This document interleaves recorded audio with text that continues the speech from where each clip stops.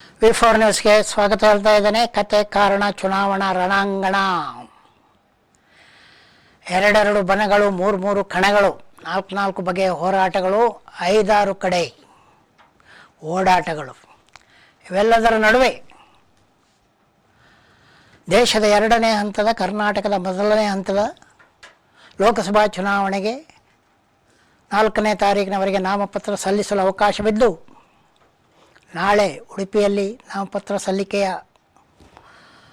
ಜೋರು ಗದ್ದಲವಿದ್ದರೆ, ಮಂಗಳೂರಿನಲ್ಲಿ ಕೂಡ ನಾಮಪತ್ರ ಸಲ್ಲಿಕೆಯ ಗದ್ದಲ ನಾಳೆ ನಾಡದ್ದು ಜೋರಾಗಿರ್ತದೆ. ದೊಡ್ಡ ಪಕ್ಷಗಳದ್ದು. ಸಣ್ಣ ಪಕ್ಷಗಳವರು ಇವಾಗಲೇ ನಾಮಪತ್ರ ಸಲ್ಲಿಕೆ ಮಾಡಿದ್ದಾರೆ. ಕರ್ನಾಟಕದ 14 ಲೋಕಸಭಾ ಕ್ಷೇತ್ರಗಳಿಗೆ ಏಪ್ರಿಲ್ 26ರಂದು ಚುನಾವಣೆ ನಡೆಯಲಿದ್ದರೆ, ನಮ್ಮ ನೆರೆಯ ಕೇರಳದಲ್ಲಿ ಅದೇ ದಿನ 20 ಕ್ಷೇತ್ರಗಳಿಗೆ ಒಂದೇ ದಿನ, ಕೇರಳ ರಾಜ್ಯದ ಲೋಕಸಭಾ ಚುನಾವಣೆ ಒಂದೇ ದಿನ ಒಂದೇ ಹಂತದಲ್ಲಿ 20ಕ್ಕೂ ಮತದಾನ ನಡೆಯುತ್ತದೆ. ಕೇರಳ ಎನ್ನುವ ರಾಜ್ಯವು ಸ್ವಾತಂತ್ರ್ಯ ಸಿಕ್ಕಿದಾಗ ಟ್ರಾವಂಕೂರ್,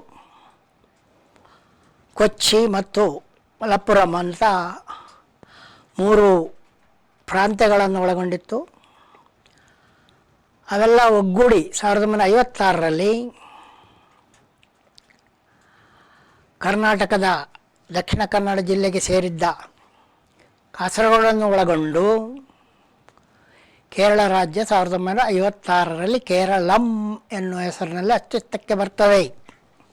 ಅಸ್ತಿತ್ವಕ್ಕೆ ಬಂದಾಗ 127 ವಿಧಾನಸಭಾ ಕ್ಷೇತ್ರಗಳು ಇದ್ದದ್ದು ಮುಂದೆ 140 ವಿಧಾನಸಭಾ ಕ್ಷೇತ್ರಗಳಾಯಿತು. ಲೋಕಸಭಾ ಕ್ಷೇತ್ರಗಳು 20.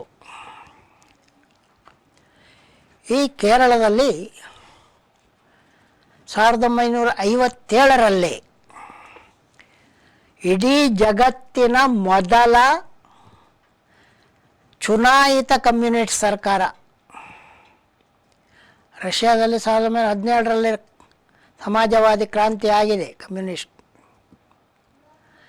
ಚೀನಾದಲ್ಲೂ ಆಗಿದೆ, ಕ್ಯೂಬಾದಲ್ಲೂ ಕೆಲವು ಕಡೆ ಬಂದಿದೆ, ಅಲ್ಬೇನಿಯಾ ಮೊದಲಾದ ಕಡೆ ಕಮ್ಯುನಿಸ್ಟ್ಗಳು ಬಂದಿದ್ದರು. ಆದರೆ ಚುನಾಯಿತ ಸರ್ಕಾರ, ಇಡೀ ಜಗತ್ತಿನಲ್ಲಿ ಮೊದಲ ಚುನಾಯಿತ ಕಮ್ಯುನಿಸ್ಟ್ ಸರ್ಕಾರ ಕೇರಳದಲ್ಲಿ ಬಂದಿದ್ದು 1957ರಲ್ಲಿ. ಆದರೆ ಮೊದಲ ಸರ್ಕಾರವನ್ನು ಭಾಳ ಜನ ಅದನ್ನು ಉಳಿಯಗೊಡಲಿಲ್ಲ. ಇಡೀ ಜಗತ್ತಿನಲ್ಲೇ ಮೊದಲ ಚುನಾಯಿತ ಕಮ್ಯುನಿಸ್ಟ್ ಸರ್ಕಾರ 1957ರಲ್ಲಿ ಕೇರಳದಲ್ಲಿ ಬಂದಿದೆ. ಇದು ಒಂದು ದಾಖಲೆ. ಅನಂತರದ ವರ್ಷಗಳಲ್ಲಿ ಬದಲಿಸಿ LDF ಮತ್ತು UDF, ಕಾಂಗ್ರೆಸ್ ನೇತೃತ್ವದ ಕೂಟ ಮತ್ತು ಕಮ್ಯುನಿಸ್ಟ್ ನೇತೃತ್ವದ ಕೂಟಗಳು ಅಧಿಕಾರಕ್ಕೆ ಬರ್ತಾ ಇವೆ ಕೇರಳದಲ್ಲಿ. ಕಳೆದ ಬಾರಿ ಮಾತ್ರ ಸತತ 2ನೇ ಬಾರಿಗೆ LDF ಕೇರಳದಲ್ಲಿ ಅಧಿಕಾರಕ್ಕೆ ಏರಿದೆ. ಕೇರಳದಲ್ಲಿ ಇಲ್ಲಿಯವರೆಗೆ ಬಲಪಂಥೀಯ ಪಕ್ಷಗಳಿಗೆ ಅವಕಾಶ ಸಿಕ್ಕಿಲ್ಲ. ಸ್ವತಂತ್ರ ಪಕ್ಷ ಇರ್ಬೋದು ಅಥವಾ ಆ ಥರದ ಯಾವುದೇ ಪಕ್ಷ ಕೂಡ ಕೇರಳದಲ್ಲಿ ಗೆದ್ದಿಲ್ಲ. ಕೇರಳದಲ್ಲಿ ಒಂದೇ ಒಂದು ಬಾರಿ 2013ರಲ್ಲಿ ಕೇರಳದಲ್ಲಿ ಒಬ್ಬ BJP ಶಾಸಕರು ಆಯ್ಕೆಯಾಗಿದ್ದರು, ಒಬ್ಬರು. ಅವರು ಆಮೇಲೆ ಗೆಲ್ಲಿಲ್ಲ. ಒಂದೇ ಸರ್ತಿ ಗೆದ್ದಿದ್ದು. ಕೇರಳದಲ್ಲಿ ಒಬ್ಬ BJP ಶಾಸಕರು ಒಂದು ಸರ್ತಿ ಆಯ್ಕೆ. ಆದರೆ ಕಳೆದ ವಿಧಾನಸಭಾ ಚುನಾವಣೆಯಲ್ಲಿ ಮತ್ತೆ ಅದೇ ಕತೆ, ಯಾವುದೇ ಕ್ಷೇತ್ರವನ್ನು ಗೆಲ್ಲಿಲ್ಲ. ಕಳೆದ ಲೋಕಸಭಾ ಚುನಾವಣೆಯಲ್ಲಿ ಮಾತ್ರ BJP ಸ್ವಲ್ಪ ಹೆಚ್ಚು ಮತಗಳನ್ನು ಗಳಿಸಿತ್ತು, ಕ್ಷೇತ್ರ ಗೆದ್ದಿಲ್ಲ. ಕಳೆದ ಲೋಕಸಭಾ ಚುನಾವಣೆ ಇನ್ನೊಂದು ವಿಶೇಷ ಅಂತೇಳಿದರೆ, 20ರಲ್ಲಿ 19 ಲೋಕಸಭಾ ಕ್ಷೇತ್ರಗಳನ್ನು ಆಳುವ ಪಕ್ಷ ಕಳೆದುಕೊಂಡಿತ್ತು. ಆವಾಗ CPM ಗೆದ್ದುದು ಒಂದೇ ಒಂದು ಕ್ಷೇತ್ರ. 19 ಕ್ಷೇತ್ರಗಳು UDF, ಯುನೈಟೆಡ್ ಡೆಮಾಕ್ರೆಟಿಕ್ ಫ್ರಂಟ್ UDFಗೆ ಬಂದಿದೆ. ಅದರಲ್ಲಿ ಕಾಂಗ್ರೆಸ್ 15 ಲೋಕಸಭಾ ಕ್ಷೇತ್ರಗಳನ್ನು ಗೆದ್ದಿತ್ತು. ಇಡೀ ಭಾರತದಲ್ಲಿ ಅತಿ ನಿಕೃಷ್ಟ ಸಾಧನೆ ಮಾಡಿದ್ದು ಕಾಂಗ್ರೆಸ್ 2019 ಲೋಕಸಭಾ ಚುನಾವಣೆಯಲ್ಲಿ. ಆಗ ಅತಿ ಹೆಚ್ಚು ಲೋಕಸಭಾ ಕ್ಷೇತ್ರಗಳನ್ನು ಕಾಂಗ್ರೆಸ್ ಗೆದ್ದಿದ್ದದ್ದು ಕೇರಳ ರಾಜ್ಯದಲ್ಲಿ 15 ಸ್ಥಾನಗಳು, ಎರಡನೇದು ಪಂಜಾಬ್ 8 ಲೋಕಸಭಾ ಕ್ಷೇತ್ರಗಳು, ಅನಂತರ ಕರ್ನಾಟಕ 6 ಲೋಕಸಭಾ ಕ್ಷೇತ್ರಗಳು. ಉಳಿದಂತೆ ತೀರಾ ಕಡಿಮೆ ಲೋಕಸಭಾ ಕ್ಷೇತ್ರಗಳನ್ನು ಕಾಂಗ್ರೆಸ್ ಗೆದ್ದಿತ್ತು. ಇಂಥ ಕೇರಳದಲ್ಲಿ ಇದೇ ಏಪ್ರಿಲ್ 26ಕ್ಕೆ 20 ಕ್ಷೇತ್ರಗಳಿಗೆ ಲೋಕಸಭಾ ಚುನಾವಣೆ ನಡೀತಾ ಇದೆ. ಏನಾದರೂ ಮಾಡಿ ಈ ಬಾರಿ ಒಂದಾದರೂ ನಮ್ಮ ಕಾಲೂರಬೇಕು ಎಂದು BJPಯು ತನ್ನ ಸರ್ವ ಬಲವನ್ನು ಅಲ್ಲಿ ಓಡಾಡಿಸ್ತಾ ಇದೆ. ಆ ಬಲ ಯಾವ ರೀತಿ ಫಲ ಕೊಡ್ತದೆ ಅನ್ನುವಂಥದ್ದು ನೋಡಬೇಕಾದ್ರೆ ನೀವು ಇನ್ನೂ 2 ತಿಂಗಳು ಕಾಯಬೇಕು. ನೀವು ಕಾಯ್ತೀರಿ ಅಂತ ನಮಗೆ ಗೊತ್ತಿದೆ. ನೀವು ಕಾಯ್ದೇ ಇದ್ದರೂ ಕಾಲ ನಿಮ್ಮನ್ನು ಕಾಯಿಸ್ತದೆ. ಯಾಕಂದರೆ ಕಾಲ ನಮ್ಮನ್ನು ಹಿಡಿದಿಟ್ಟಿದೆ ಹೊರತು ನಾವು ಕಾಲವನ್ನು ಹಿಡಿದಿಟ್ಟಿಲ್ಲ. ಮೊನ್ನೆ ಕಾಂಗ್ರೆಸ್ನ ನಾಯಕರಾದಂಥ ರಾಹುಲ್ ಗಾಂಧಿಯವರು ಮಾತನಾಡುತ್ತಾ, ಭಾರತವು ಈಗ ಕಾವಲಿಯ ಮೇಲೆ ಇದೆ. ಕಳೆದ 10 ವರ್ಷಗಳಿಂದ ಭಾರತವು ಕಾವಲಿಯ ಮೇಲೆ ಇದೆ. ಏನಾದರೂ BJPಯು 3ನೇ ಅವಧಿಗೆ ಆಯ್ಕೆಯಾದರೆ ಬಾಣಲೆಯಿಂದ ಕಾವಲಿಯಿಂದ ಒಲೆಗೆ ಬೀಳ್ತದೆ ಅಂತ ಹೇಳಿದರು. ಇದನ್ನು ಟೀಕಿಸಿರುವಂಥ ಪ್ರಧಾನಿ ಮೋದಿಯವರು ಇಡೀ ದೇಶಕ್ಕೆ ಬೆಂಕಿ ಹಚ್ಚುವ ಕೆಲಸವನ್ನು ರಾಹುಲ್ ಗಾಂಧಿಯವರು ಕಾಂಗ್ರೆಸ್ ಮಾಡ್ತಾ ಇದೆ ಅಂತ ಟೀಕಿಸಿದ್ದಾರೆ. ಕಾವಲಿಯಿಂದ ಅಥವಾ ಬಾಣಲೆಯಿಂದ ಒಲೆಗೆ ಬೀಳುವವರು ಯಾರು? ಇದು ಬೆಕ್ಕಿಗೆ ಗಂಟೆ ಕಟ್ಟುವವರು ಯಾರು ಅನ್ನುವಷ್ಟೇ ಜಟಿಲವಾದ ಪ್ರಶ್ನೆ. ರಾಹುಲ್ ಗಾಂಧಿಯವರು ಹೇಳಿದ್ದು, BJP ಅಧಿಕಾರಕ್ಕೆ ಬಂದರೆ ಬಾಣಲೆಯಿಂದ ಒಲೆಗೆ ಬೀಳುವಂಥದ್ದು, ಬೆಂಕಿಗೆ ಬೀಳುವಂಥದ್ದು ಜನರು. ಆದರೆ ಮೋದಿಯವರು ತಿರುಗಿಸಿ ಟೀಕಿಸಿರುವುದು, BJP ಮತ್ತೊಮ್ಮೆ 3ನೇ ಬಾರಿಗೆ ಅಧಿಕಾರಕ್ಕೆ ಬಂದರೆ ಕಾಂಗ್ರೆಸ್ಸು ಬಾಣಲೆಯಿಂದ ಸೀದಾ ಒಲೆಗೆ ಬೀಳ್ತದೆ. ಆವಾಗ ಅವರು ಬೆಂಕಿ ಹಚ್ತಾರೆ ದೇಶಕ್ಕೆ ಅಂತ. ಬೆಂಕಿ ಹಚ್ತಾರೆ ಅಂದರೆ ಹೇಗೆ?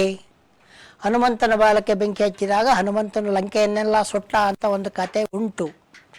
ಹಾಗೆ ಕಾಂಗ್ರೆಸ್ಸಿಗೆ ಬೆಂಕಿ ಹಚ್ಚಿದರೆ ಅವರು ಇಡೀ ಭಾರತಕ್ಕೆ ಬೆಂಕಿ ಹಚ್ಚುತ್ತಾರೆ ಅನ್ನುವಂಥ ಅರ್ಥದಲ್ಲಿ ಏನಾದರೂ ಪ್ರಧಾನಿ ಮೋದಿಯವರು ಹೇಳಿದ್ದಾರಾ ಇಲ್ವೋ ಗೊತ್ತಿಲ್ಲ, ಅಂತೂ ಹೇಳಿದ್ದಾರೆ. ಯಾರ ಮಾತಿನ ಒಳ ಅರ್ಥ ಒಳಬರ್ಮ ಏನಿದೆ ಅನ್ನುವಂಥದ್ದು ಮತದಾರ ಪ್ರಭುವಿಗೆ ಹೇಗೆ ಅನ್ನಿಸ್ತದೋ ಅವನು ಆ ರೀತಿ ಅರ್ಥ ಮಾಡಿಕೊಂಡು ಮತ ಚಲಾಯಿಸ್ತಾನೆ. ಇವೆಲ್ಲದರ ನಡುವೆ ಈಗ ಸಂಜಯ್ ಗಾಂಧಿ, ದಿವಂಗತ ಸಂಜಯ್ ಗಾಂಧಿ ಅವರ ಪತ್ನಿ ಮನೇಕಾ ಗಾಂಧಿ ಅವರು ಸುಲ್ತಾನ್ಪುರದಲ್ಲಿ ಟಿಕೆಟ್ ಸಿಕ್ಕಿ ಇವತ್ತು ಪ್ರಚಾರವನ್ನು ಆರಂಭಿಸಿದ್ದಾರೆ. ಪ್ರಚಾರವನ್ನು ಆರಂಭಿಸಿರುವಂಥ ಮನೇಕಾ ಗಾಂಧಿಯವರು ಏನು ಹೇಳಿದ್ದಾರೆ? ಪತ್ರಕರ್ತರವರನ್ನು ಮುತ್ತಿಕೊಂಡು ಪ್ರಶ್ನೆಗಳ ಸುರಿಮಳೆಗಳನ್ನೇ ಸುರಿಸಿದ್ದಾರೆ. ನಿಮ್ಮ ಮಗನ ಕತೆ ಏನು ಅಂತ. ಅದಕ್ಕೆ ಆ ಮಹಾತಾಯಿ ಹೇಳಿದ ಉತ್ತರವೇನೆಂದರೆ, ಮಗನ ಕತೆ ಏನೊಂದು ನೀವು ಮಗನಲ್ಲಿಯೇ ಕೇಳಬೇಕು. ಅವನೇನು ಬಾಲಕನಲ್ಲ, ಈಗ ದೊಡ್ಡದಾಗಿ ಬೆಳೆದಿದ್ದಾನೆ. ಆದರೆ ನನಗೂ ಅವನ ಬಗ್ಗೆ ಅಕ್ಕರೆ ಇದೆ. ಆದರೆ ನನಗೆ ಸುಲ್ತಾನ್ಪುರದ ಟಿಕೆಟ್ ಸಿಕ್ಕಿರೋದ್ರಿಂದ ನಾನು BJPಯಲ್ಲಿ ಸಂತೃಪ್ತಳಾಗಿದ್ದೇನೆ. ಹಾಗಾಗಿ ನಾನು BJPಯಲ್ಲೇ ಇದ್ದೇನೆ. ವರುಣ್ ಗಾಂಧಿ ಏನು ಮಾಡ್ತೇನೆ ಅನ್ನೋದು ಅವನಿಗೆ ಬಿಟ್ಟ ವಿಚಾರ. ಇನ್ನು ಅವನ ಬಗ್ಗೆ ನಾನೂ ಕೂತು ಚರ್ಚಿಸಬೇಕೆಂದರೆ ಚುನಾವಣೆಯೆಲ್ಲ ಮುಗಿದು ಮತ ಎಣಿಕೆ ನಡೆದು ಆದ ಮೇಲೆ ಚರ್ಚಿಸ್ತೇವೆ. ಆಮೇಲೆ ಅವರೊಂದು ತೀರ್ಮಾನಕ್ಕೆ ಬರ್ಬೋದು.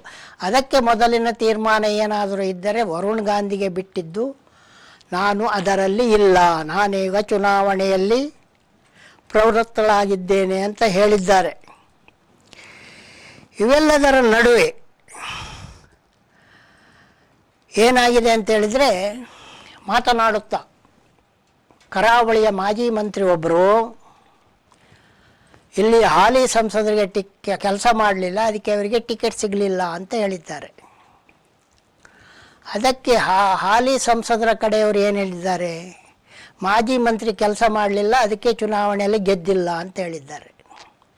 ಹೀಗೆ ಚುನಾವಣೆ ಕಾಲದಲ್ಲಿ ಸ್ವಾರಸ್ಯಕರವಾದ ಎದುರೇಟುಗಳ ಮಾತುಗಳು ಬರ್ತಾ ಇರ್ತವೆ.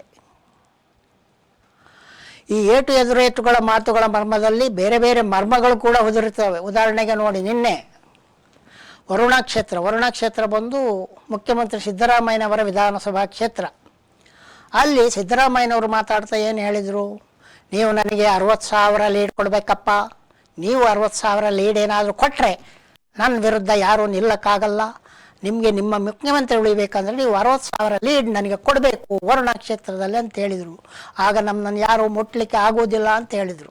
ಇದಕ್ಕೆ 2-3 ಅರ್ಥಗಳಿವೆ. ಒಂದು, ಅವರು ಹೇಳಿದ್ದೇನು ತಮಾಷೆಗಾಗಿ, ತನ್ನದೇ ಕ್ಷೇತ್ರ, ಅವರದೇ ವಿಧಾನಸಭಾ ಕ್ಷೇತ್ರ ಆದರೆ ನೀವು ನನಗೆ 60,000 ಕೊಡಬೇಕಪ್ಪ, ಆವಾಗ ನಾನು ಎಲ್ಲ ಕಡೆ ಗೆಲ್ತೀನಿ ಅನ್ನೋ ಅರ್ಥದಲ್ಲಿ ಅವರು ಒಂದು ತಮಾಷೆಗೆ ಹೇಳಿದ್ರು.